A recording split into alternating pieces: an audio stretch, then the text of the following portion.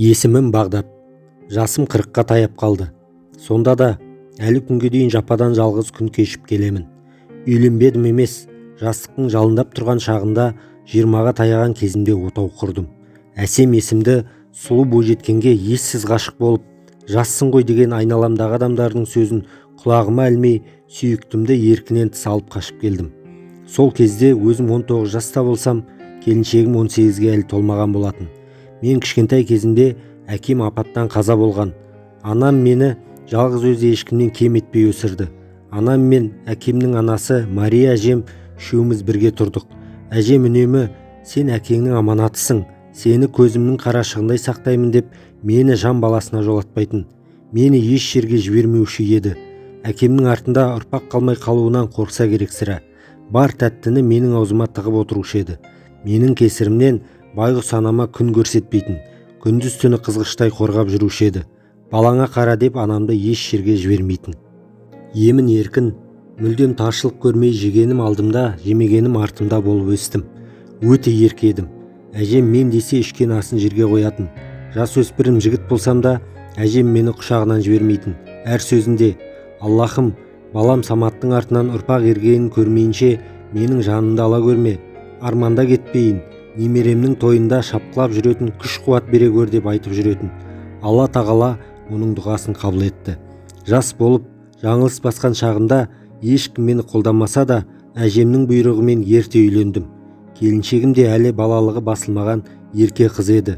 Үйленіп, ешкімнен қысылмай, қымтырылмай екеуміз қол ұстасып қыдырып жүреміз деп ойладық. Анам: келін алып қолым ұзарып қалады, келінім үйдің шаруасына қолғабыс болады деп ойлаушы еді. Бірақ ол қалауы бола қоймады. Керісінше анама артылған жүк еселене түсті. Әжем әсемді әбден еркелетіп жіберді. Сол үшін де анам екеуі жиі сөзге келіп қалатын болды. Анамның әжеме дауыс көтере сөйлегенін алғаш көруім. Жетер енді апа, мен де сіздің қолыңызға пісіп жетілмей бала күйімде келдім. Сіз мені үнемі жөнге салып өзіңіз тәрбиеледіңіз. Менің осы күнге жеткенім сіздің арқаңызда. Ал бұл жас келінге не тәрбие беріп отырсыз? Бұл менің келінім. Оны бұлай тараңдатып қойғаныңызға қарап отыра алмаймын. Не, соншама жылғы істеп жүрген шаруаңды келін алып істей алмай қалдың ба? Мұнымен не айтқың келеді? Сонда осы күнге дейін мен сені қинап келіппін ғой, солай ма? Жоқ, апа, мен керісінше сізге алғыс айтамын. Сіздің арқаңызда қазір қолымнан келмейтін іс жоқ. Сіз маған бәрін үйреттіңіз.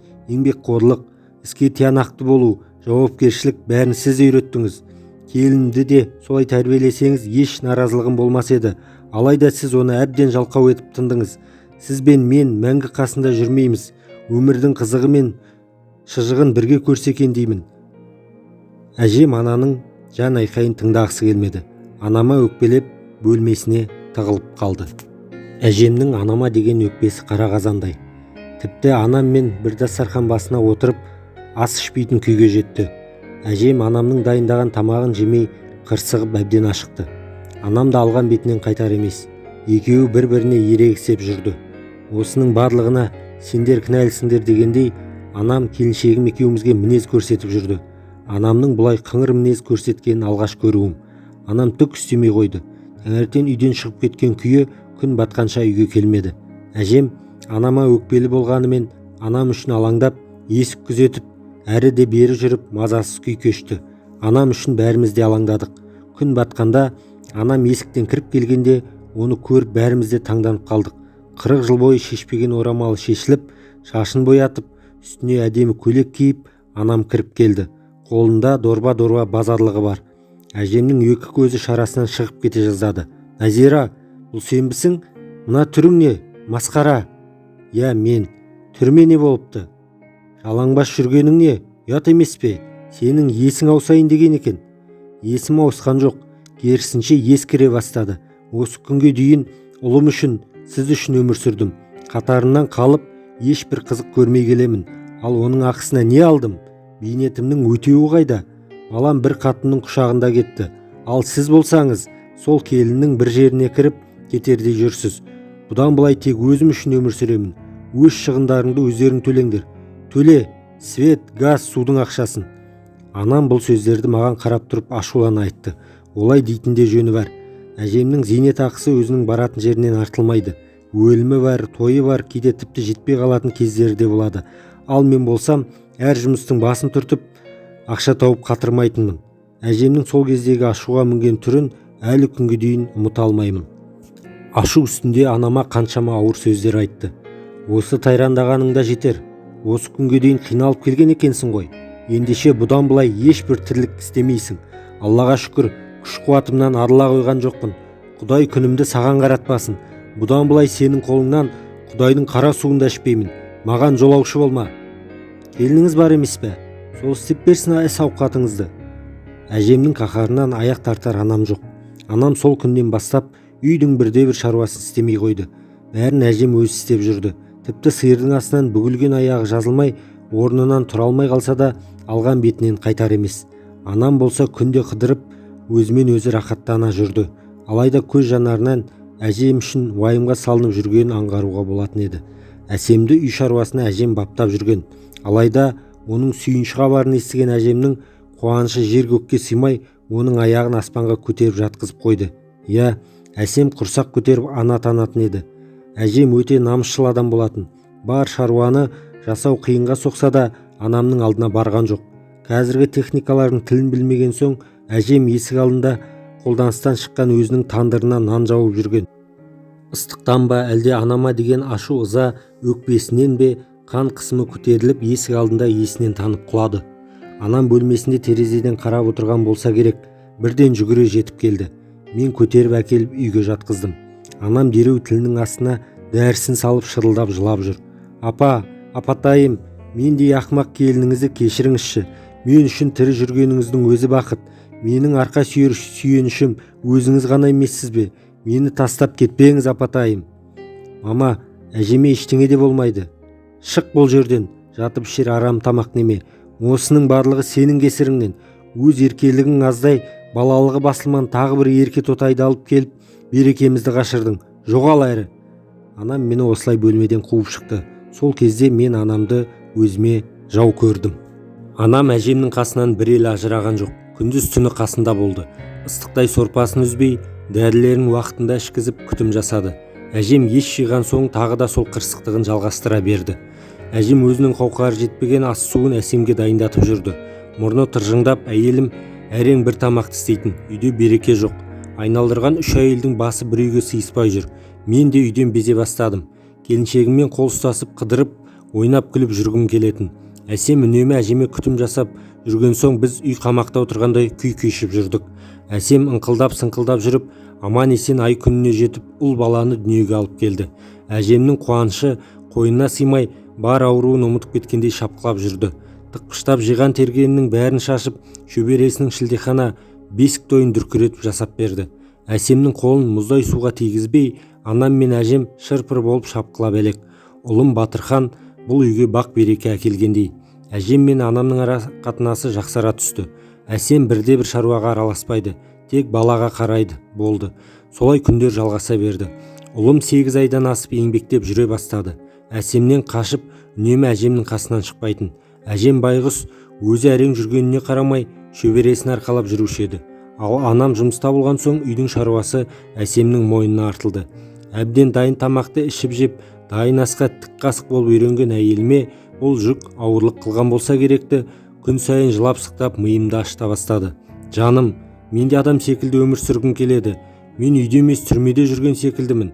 Баланы ауыртасың, анда барма, мұнда барма, олай істеме, бұлай жасама. Әжемнің осындай шектеулерінен әбден мезі болдым. Әйелімнің айтқан сөзінің жаны бар. Мен де балам мен әйелімді жетектеп, серуендеп жүргім келеді. Бірақ әжем бізді ешқайда шығармайды. Батырханның тісі жарып ауырып жүрген кезі. Түні бой дене қызуы көтеріліп, әсемге ұйқы бермей шырылдап жүреді. Күндіз әжем өзі қарап, жағдайын жасап отыратын. Бірнеше күн бойы ұйқы көрмеген әйелімнің жүйкесі жұқарып, ашуға булығып жүрді. Әжем еш уақытта 5 уақыт намазын қалдырмайтын. Әжем намаз оқып жатқанда, әсем ұлымыздың қыңыр мінезіне төзе алмай, құйрығынан бір-екі салып жіберді. Мұны көрген әжем құлшылығын тастай сала, әсемге қарай бас сала айқайлады. Баланы ұруға қалай дәтің барды? Қолың сыңғыр. Өз баламды ұрсам не болыпты? Ол аздай маған қарай айқайлап тұрсың ба? Көргенсіз десе, жетер енді. Біз сіздің айтқаныңызбен жүріп тұратын кішкентай бала емеспіз. сіздің дегеніңізге бағынатын құл емеспін, тірі адаммын.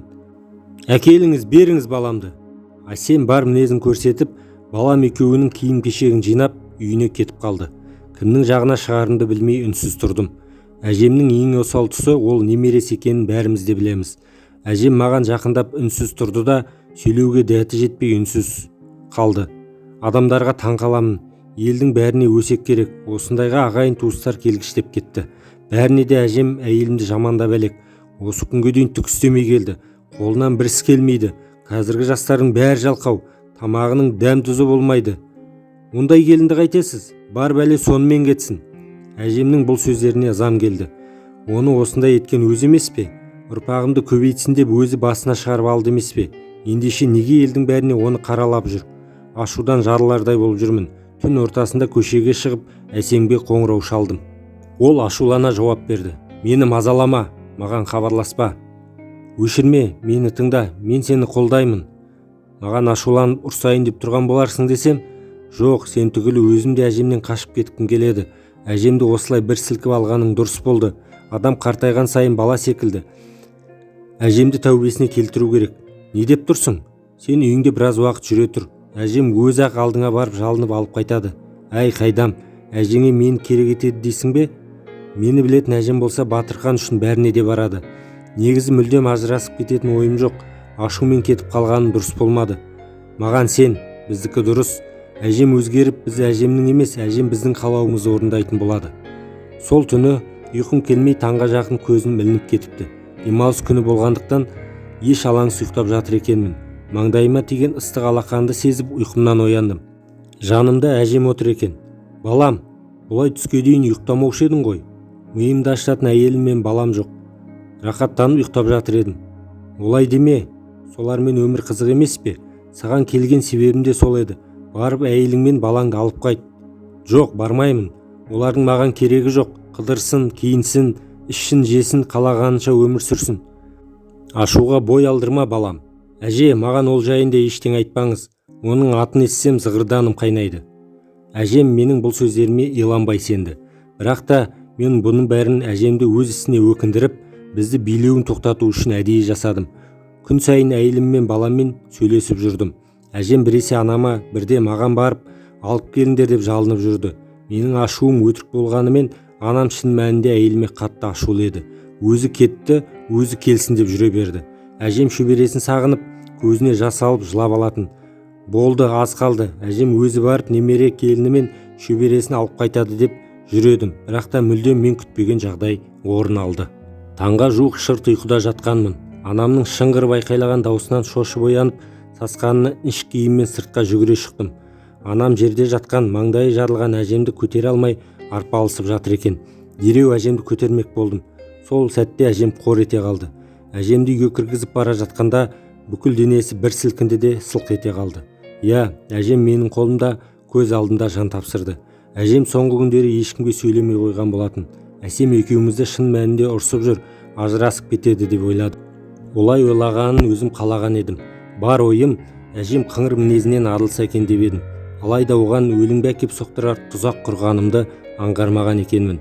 Әжем шөбересін сағынып күйіктен өлді. Оған тұзақ құрған мен кінәлімін. Ақмақ басым әжемді түзейтін емес, ажалға жетелейтін тұзақ қойған екенмін. Бүкіл ағайын туыс әжемнің өліміне Әсемді кінәлетті. Оны әбден жерден алып жерге тықты. Әжем қайтыс болған күні Әсем өзінің туған әке-шешесімен бірге дереу жетіп келіп еді. Алайда әкемнің туған бауырлары, әпке қарындастары оларды иттей етіп үйден қуып шықты. Әжемнің өлімін Әсемнің мойнына артып кінәлетті. Жағдайды ушықтырып алмау үшін ол кезде шындықты айта алмадым. Оның жазықсыз екенін, бұл тұзақты мен құрғанымды айта алмадым. Кейін бәрі кеш болды. Әсемнің әке-шешесі біздің қайта қосылуымызға жол бермеді. Олардікі де жөн. Оларға қаншама ауыр сөздер айтылды. Міне солай жападан жалғыз қалдым. Егер де қырсықпай, әжемді өзгертуге тырыспай, аз ғана қалған өмірін өкінішпен өткізбей жүрегіне сызат салмағанымда, әжем өз ажалынан өлгенше біраз уақыт қасымызда жүрер ме еді. Ұлым қасында әкесінің мейіріне бөленіп жүрер ме еді. Көңілімдегі жауабы жоқ қаншама сұрақтар менің қайта үйленуіме мұрша берер емес. Әттең-ай деп өкініп жүргеніме қаншама жыл өтсе де қолымнан ештеңе келер емес. Өтініш, сіздерден бір аяғы көрде, бір аяғы төрде жүрген қарт кісілердің көңіліне қаяу салмасаңыздар. Бар айтарым осы.